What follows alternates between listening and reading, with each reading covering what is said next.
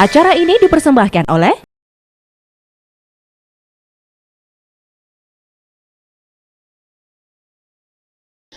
Ya baik, Assalamualaikum warahmatullahi wabarakatuh. Selamat malam pemirsa Gamelan TV. Senang sekali saya Ahmad Fikal kembali menjumpai Anda dalam program talkshow kita. Seperti biasa yang tentunya adalah di Dialog Spesial. Masih dalam suasana bulan suci Ramadan. Selamat menjalankan ibadah puasa ya. Baik pemirsa Gamelan TV, Dialog Spesial di edisi siar Jumat 30 April 2021. Malam hari ini kita akan membahas sebuah tema yang cukup menarik, yaitu terorisme dalam pandangan Islam seperti apa. Nah, untuk membahasnya sudah ada narasumber bersama saya siapa? Sudah tidak asing lagi bagi Anda. Yang pertama ada Ustadz Usman Muhammad, Ketua MUI Kota Ternate. Assalamualaikum. Waalaikumsalam warahmatullahi wabarakatuh. Sehat ibadahnya? Alhamdulillah. Alhamdulillah.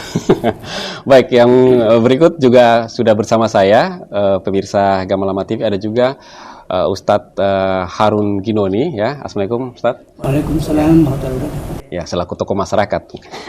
Anda sudah familiar dengan beliau. Nah, ini juga ada juga narasumber dari akademisi, saya sapa Ibu Nurul Zakia ya. Assalamualaikum. Waalaikumsalam warahmatullahi wabarakatuh. Kabar baik, Ibu? Alhamdulillah. Alhamdulillah ya, baik, luar biasa. Baik pemirsa, tema kita di malam ini adalah terorisme dalam pandangan Islam. Langsung saja kita coba membincangkan terkait dengan topik kita di malam hari ini ya. Mungkin sebagai pengantar saya ke Ustadz Usman dulu. Nah, ini akhir-akhir ini ya radikalisme ya seakan-akan tumbuh ya. Kemudian tanpa disadari juga menempel ya mungkin pada Islam ya. Sebenarnya kan Islam itu bukan seperti itu ya. Nah, mungkin saya minta komentar Anda dulu menyikapi fenomena-fenomena yang akhir ini terjadi terkait dengan tingginya kekerasan. Ya, baik, terima kasih Pak Ahmad. Assalamualaikum warahmatullahi wabarakatuh. Para pemirsa Gamelan TV yang insya Allah dirahmati dan diberkahi oleh Allah, terutama bagi saudara-saudara yang kini sedang menjalankan ibadah puasa Ramadan ya. Semoga kita diberikan kekuatan dan kemampuan oleh Allah Subhanahu wa taala sehingga kita bisa menjalani amalia Ramadan tahun ini dengan baik sampai pada akhirnya kita insya Allah mendapat predikat sebagai orang yang bertakwa.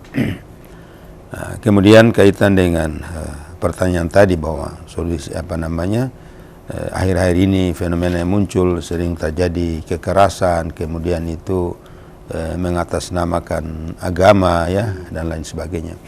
Saya kira agama apapun ya, termasuk Islam, apalagi Islam ya, itu dikatakan bahwa rahmatan lil alamin, sebagai rahmat bagi alam semesta. Jadi tentunya kekerasan dalam bentuk apapun ya, itu sebenarnya tidak ada tempatnya dalam Islam ya. Bahkan dalam semua agama ya, seperti itu ya. Tapi kemudian kenapa hal itu terjadi ya? Menurut analisa saya dan kita semua bahwa itu akibat daripada pemahaman terhadap agama yang keliru. Ya, jadi ada suatu istilah begini bahwa sebenarnya kalau kita membaca sebuah kitab suci kemudian ada ayat-ayat yang mungkin agak sedikit mengarah kepada kekerasan, itu seharusnya yang harus kita lakukan adalah kita baca ulang betul ya penafsirannya, dikaitkan juga dengan ayat-ayat yang lain ya. Kenapa istilahnya bahwa terutama dalam Al-Quran itu kan dikatakan hudal linnas wa bayyinatin minal huda wal furqan, sebagai pedoman atau petunjuk hidup bagi umat manusia dan kemudian sebagai penjelasan atas petunjuk atau pedoman itu. Jadi tentunya istilahnya bahwa Al-Quran itu ayat-ayat Al-Quran memberikan penjelasan tentang ayat-ayat yang lain. Nah itu jadi maka seharusnya kalau ketika ada membaca kitab suci terutama Al-Quran, kemudian ada menemukan seolah-olah bahwa ada yang mengarah kepada masalah kekerasan atau ada bernada seperti masalah jihad, itu harus kita memahami betul, fahami betul itu apa makna daripada jihad itu sebenarnya. Jangan terus memahami bahwa jihad itu adalah lalu dikonotasikan bahwa mengangkat senjata, melakukan kekerasan, itu sebenarnya tidak. Itu. Jadi maka tadi saya bilang hal yang pertama itu harus dibaca ulang, dikaji ulang dari berbagai macam sumber, dari berbagai macam narasi, nah sehingga kita tidak gagal paham dalam hal ayat Al-Quran itu ya. Nah kemudian yang berikutnya, kalau seandainya itu kita tidak bisa memahami, itu berarti kemampuan logika kita, akal kita yang tidak mampu. Ya, nah, pada prinsipnya bahwa Al-Quran itu atau ayat kitab suci itu adalah mengajarkan sebuah kebaikan. Ya, memang ada pada saat-saat tertentu bahwa memang ada hal yang memang harus di dalam kondisional seperti apa. Ya, tentunya ada perintah berperang dan lain sebagainya. Tapi itu bukan berarti bahwa semua itu lantas dilakukan secara kekerasan, tidak itu ya. Jadi terjelas itu, maka kepada umat Islam saya berharap bahwa kita, apalagi dalam bulan suci Ramadan ini ya, ada istilah tadarus Al-Quran. Tadarus Al-Quran itu ya bukan hanya sekedar membaca bergilir dan yang dikejar adalah tamat yang khatam yang berkali-kali, tapi sebenarnya tadarus itu kan asal kata dari darasa, belajar, mempelajari, mengkaji ya. Nah, sehingga kita mengkaji isi kandungan Al-Quran itu ya, ada istilah yang sering saya dengar dari Bapak Profesor Nasaruddin Umar ya, dalam sebuah tayangan televisi swasta. Beliau menjelaskan begini, bahwa Al-Quran itu pertama kali turun dari ayat Iqra. Nah, Iqra itu menurut beliau ada 4 makna. Ya, Iqra pertama artinya baca Al-Quran itu dengan baik dan benar sesuai dengan kaidah-kaidah ilmu tajwidnya. Kemudian yang kedua, Iqra artinya berusaha supaya mengetahui artinya. Nah, karena Al-Quran itu bukan bahasa kita, bahasa Arab atau bahasa orang lain yang tentunya tidak semua orang bisa begitu membaca terus faham apa artinya. Nah, bagaimana kita bisa mengambil dia sebagai pedoman kalau kita membaca tapi kita tidak tahu apa artinya. Nah, itu. Lalu yang ketiga kata beliau, Iqra artinya berusaha memahami dan menghayati isi dan kandungannya. Kalau hanya tahu saja, kemudian kalau tidak faham, pasti tidak akan bisa mengamalkan. Atau bisa mengamalkan tapi keliru. Nah, itu. Jadi, saya berikan contoh. Umpamanya semua orang Islam itu pasti tahu bahwa salat itu hukumnya wajib. Salat 5 waktu itu pasti hukumnya wajib. Ya, pasti orang Islam tahu itu. Tapi kenapa masih banyak orang Islam yang tidak salat? Masih banyak orang Islam yang belum mau salat. Nah, karena dia tahu tapi dia tidak faham. Tidak memahami, tidak menghayati makna yang hakiki daripada salat itu sendiri. Sama dengan puasa juga sekarang seperti itu.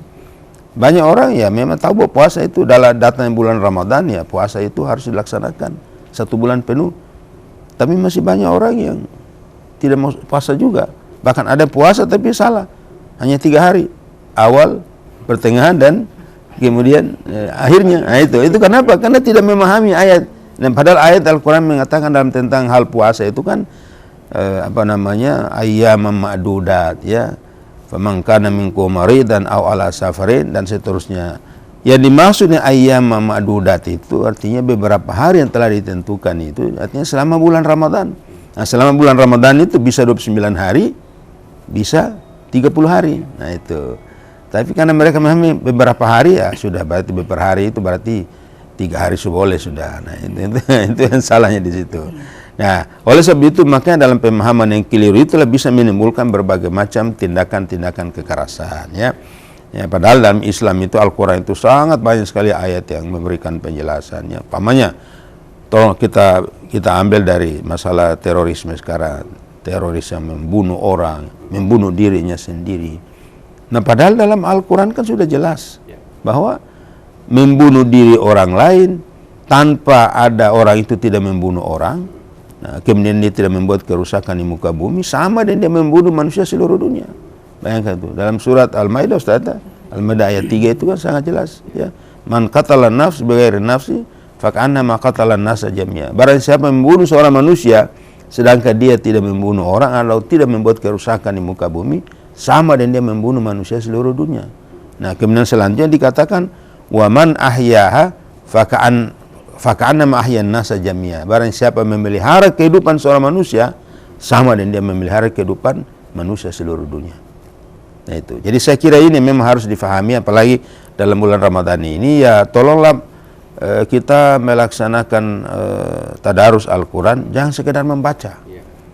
Tapi coba sisihkan waktu mungkin barang setengah jam atau 1 jam belajar tafsirnya, belajar asbabun nuzulnya ya, belajar tentang latar belakang turunnya ayat itu, masalah apa yang dibicarakan ya. Dan itu kan sangat lengkap itu. Nah, kalau kita tidak seperti itu ya akhirnya sudah hanya secara bergilir dibaca, banyak orang hafal Al-Quran, banyak orang baca khatam Al-Quran tapi kadang-kadang tidak tahu apa isinya ya. Nah di dalam Al-Quran sini Allah katakan begini ya, kamatsalil himari yahmilu asfara, artinya orang membaca ayat kemudian dia tidak memahami, itu diibaratkan dengan keledai memikul kitab tapi tidak tahu apa isinya. Nah itu ya, saya kira mungkin sementara saya seperti itu ya, harus difahami betul ya, sehingga apa yang kita baca, apa yang kita itu jangan sampai salah menafsirkan, kemudian lalu kita aplikasikan yang salah dalam kehidupan kita sehari-hari.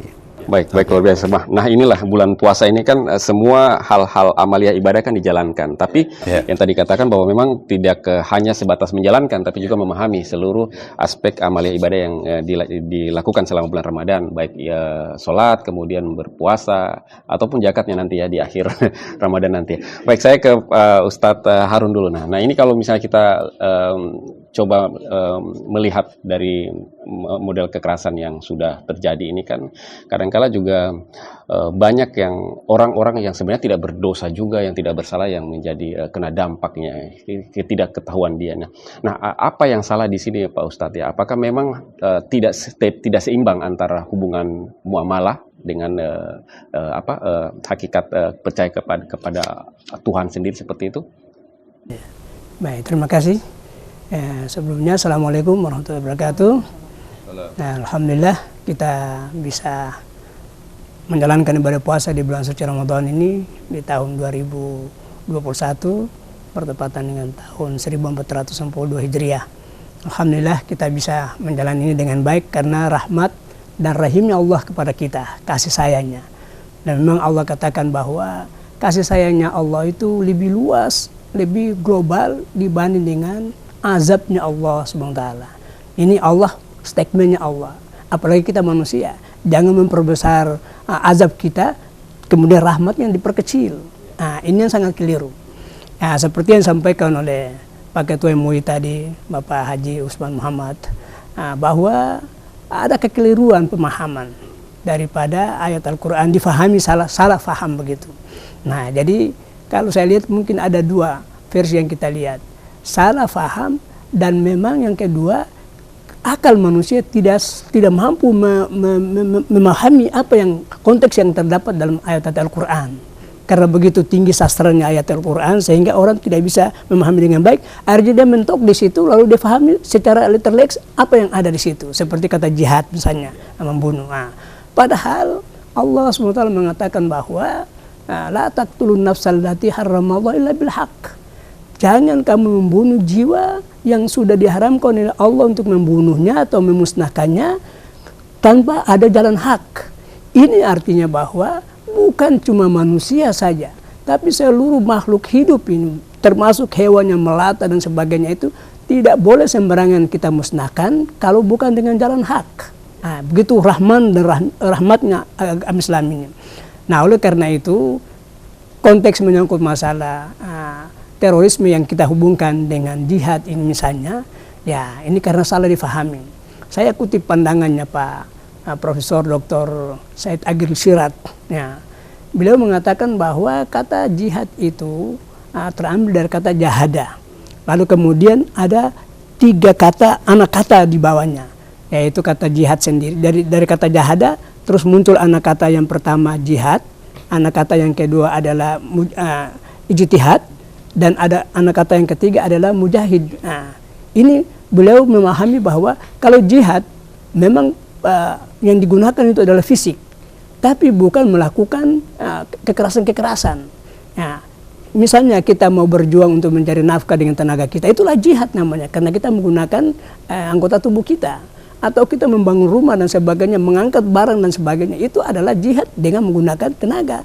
Nah, jadi pada tataran untuk kebaikan-kebaikan, bukan pada tataran kita harus membunuh orang, melakukan gerakan-gerakan kemudian bom dan sebagainya misalnya begitu ya. Saya sebagai tokoh masyarakat sangat prihatin kalau memang ini salah difahami. Nah, kemudian beliau katakan, Pak Agil Sirat mengatakan bagian kedua, anak kata yang kedua, yaitu mujahadah. Mujahadah itu artinya jihad, ijtihad. Ijtihad itu artinya seseorang bisa melakukan perjuangan dengan sungguh-sungguh tapi menggunakan potensi ilmu pengetahuan. Jadi misalnya seorang dosen mengajar itu ijtihad temannya, atau dia melakukan penelitian dan sebagainya untuk menemukan hal-hal baru, itu yang dimaksud dengan ijtihad.